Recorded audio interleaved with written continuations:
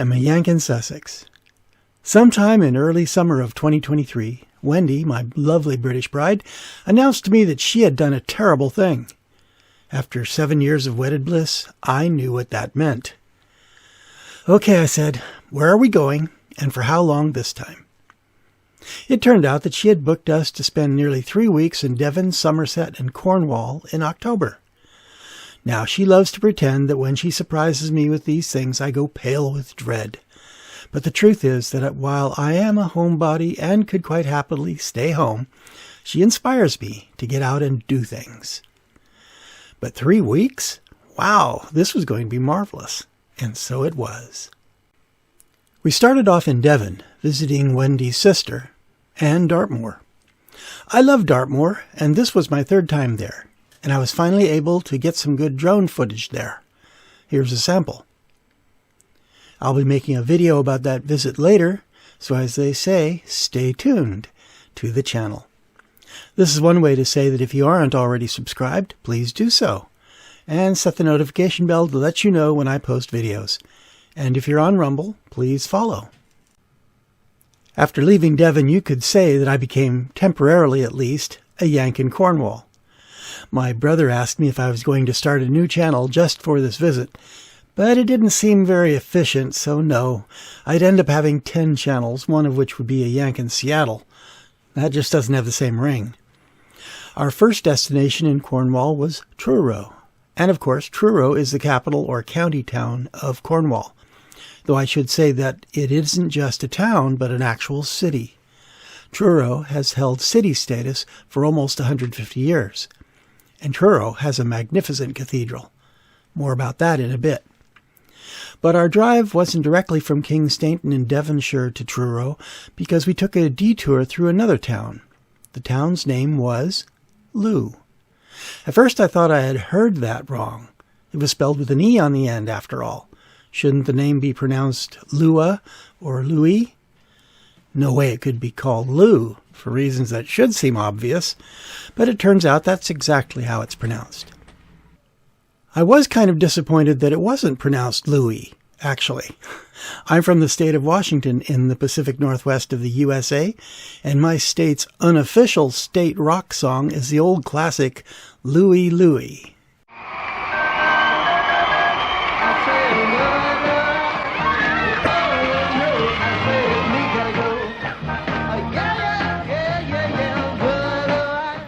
My apologies to you and the people of Looe. I shan't subject you to any more of this classic. Looe was a little bit out of the direct route to Truro, but because of its picturesqueity, Wendy wanted to show me the town. Now, Cornish place names are in a different category from English ones, so the meaning behind the names are always an item of interest. Let me warn you right now, I'm going to attempt to pronounce some of the Cornish words or place names I talk about in this video, and so apologies to any Cornish speakers if my pronunciation is atrocious. Looe's name in Cornish turns out to be this word, Loch, which is pronounced something like the word Loch in Scottish Gaelic, and I'm probably pronouncing it wrong. And you can see the relationship between the words, since Gaelic and Cornish are both Celtic languages. Cornish Loch or Loch means deep water inlet or estuary, which is clearly related to Loch, which is a word meaning lake or sea inlet in both Scottish and Irish Gaelic. It's pretty easy to see how Cornish Loch turned into English Looe. Much like the German city with the English name Munich is pronounced München in German. That little detour into the Cornish language aside, Looe is a gorgeous port town in a beautiful tidal cove that made me want to find a comfy flat and burrow in for the winter. But we could only make a short visit of it. After our long drive, we were hungry, so of course we had our first Cornish pasties of the trip. And there's nothing quite so good and so appropriate as Cornish pasties in Cornwall. Our Airbnb was a little building tucked away in a corner near downtown Truro. We had a little fun trying to find it at first because it was off the named street of its address in a kind of cul-de-sac. It was cute and memorable and comfortable enough for a few days. We were in Truro partly to visit some old friends of my wife who lived near the city. She had known the wife of the couple for over 40 years, beginning when they were together in nursing school back in Taunton. It was nice to see them again. After we dropped by to visit them on the morning of our first day, off we went to visit the port town of St Mawes. We drove south until turning left at the village of Playing Place. Lovely name for a village, I thought, and wondered about the name. Checking later, it turns out that the name derives from the Cornish term plain on Gwarry, which is Cornish for literally playing place. There were in fact many such places in Cornwall, kind of like the Greeks and the Romans had their amphitheaters where they held plays and other performances. The Cornish people had playing places, which were round, medieval amphitheaters in the outdoors that were there for instruction, plays, and public events. Only 2 survive nearly complete today, and this location isn't one of them, but its name apparently commemorates that there used to be one here. To get to St Mawes from Truro by the shortest route, which is through Playing Place, one has to cross the Carrick Roads, which is part of the estuary of the River Faull. Carrick Roads, by the way, is not a road on dry ground that vehicles use. The word roads in this context, or roadstead, is a body of water. It's defined as, quote, a body of water sheltered from rip currents, spring tides, or ocean swell, where ships can be reasonably safe at anchor without dragging or snatching, end quote. I thought I should explain this because it might be a confusing term to us landlubbers. At this point on the Carrick Roads here on the map is King Harry Passage. This is because one crosses it on the King Harry Ferry. Gosh, I love saying that. England has lots of King Harrys. Of course, this is a short form of Henry. But who was the King Harry this passage and ferry is named after? I'll tell you in a moment. But first, to describe it, the King Harry Ferry is a car ferry of a type called a cable ferry. It operates by riding or pulling on chains using some sort of cogworks. It seems slow, but the distance it covers isn't far, only about 672 feet or 205 meters, so it doesn't take very long. I should point out that some sources also like to call this kind of ferry a bridge ferry. Since it essentially replaces or stands in place of a bridge, I guess that's valid. Let's briefly listen in as the ferry crosses the water.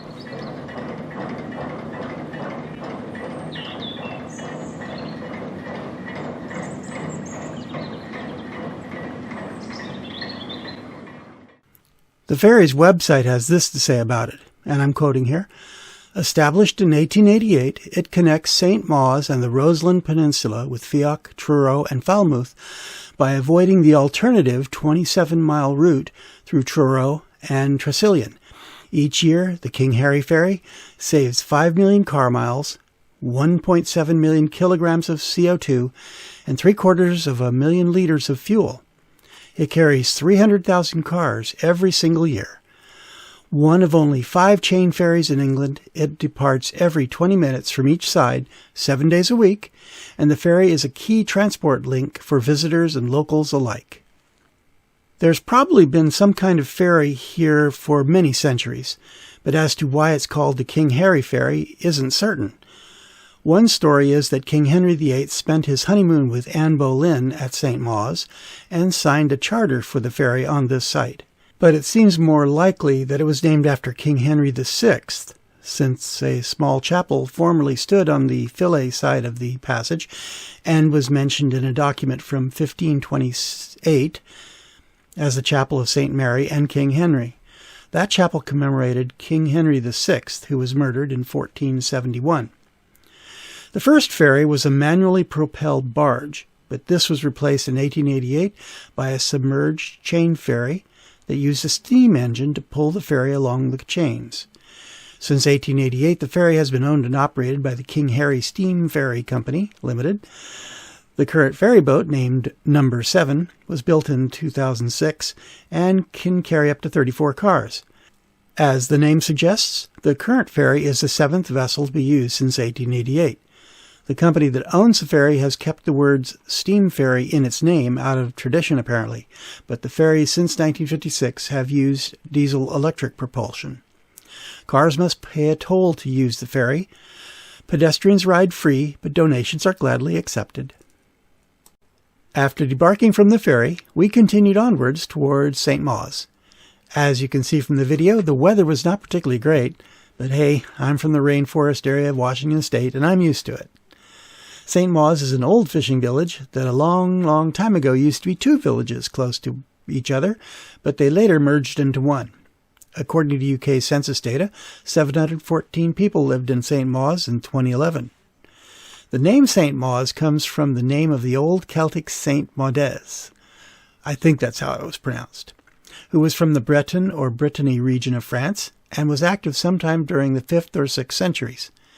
Of course, the Breton people originally stemmed from Cornwall, and their language is very similar to Cornish.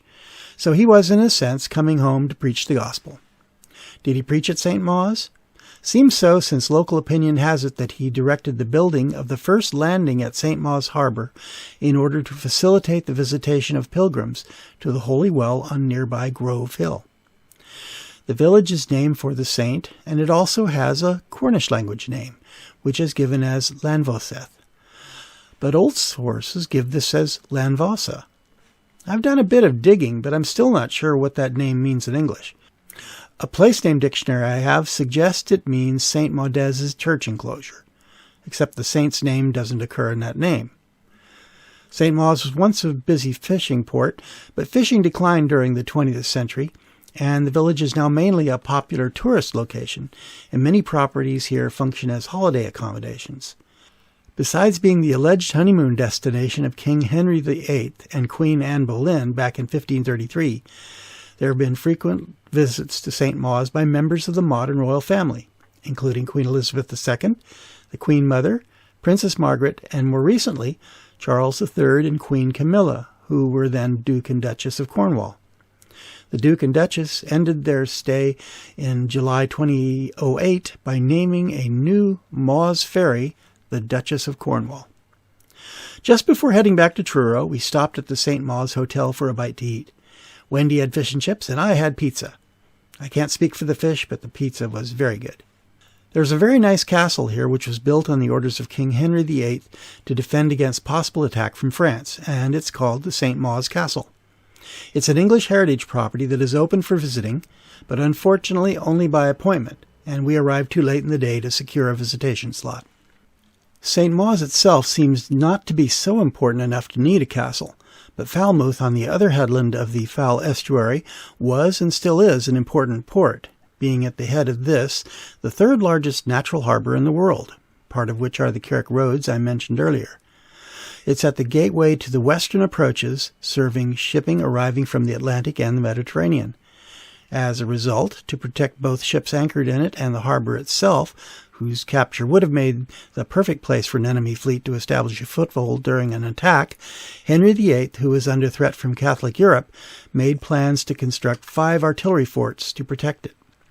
The weather that day was too messy to enable me to fly my drone for some footage or photos, so I have to settle for borrowing footage from others on YouTube.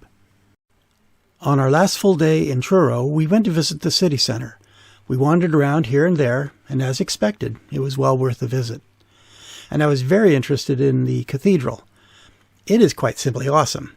Its name is the Cathedral of the Blessed Virgin Mary, and sits on the site of the old parish church of St. Mary the Virgin, which it replaced. Besides the architectural wonder of the building itself, there was something unusual going on in it.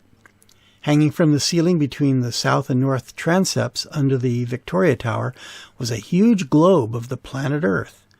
Lit from the inside and rotating on its axis, it tended to draw the eye as soon as one walked into the building.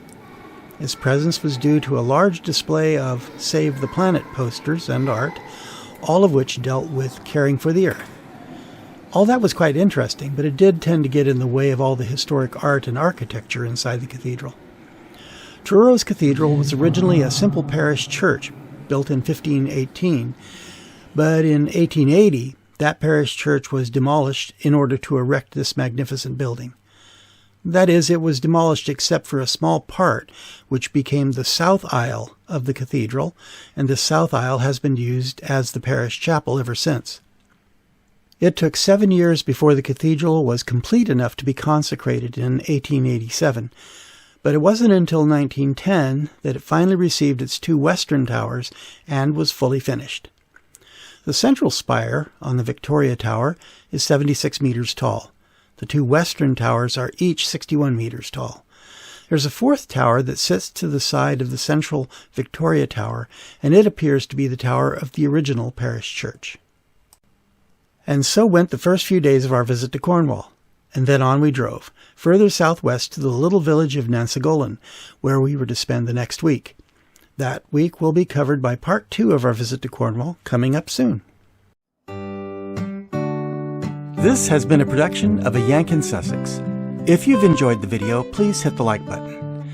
If you haven't already done so, please subscribe or follow. Thanks for watching, and may you have a very nice day.